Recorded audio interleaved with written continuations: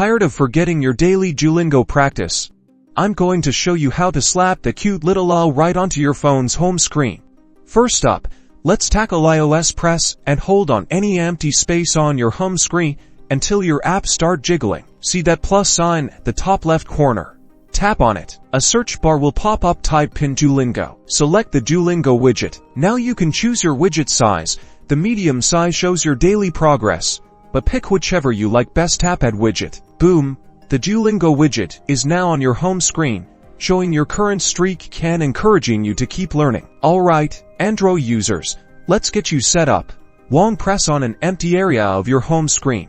A menu should appear. Tap on Widgets. Scroll through the list until you find the Duolingo widget. Tap and hold the Duolingo widget and drag it to your desired location on your home screen. There you go.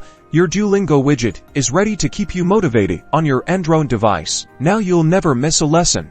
This is a perfect way to stay consistent with your language learning. Keep practicing, and good luck. Don't forget to like and subscribe for more helpful tips.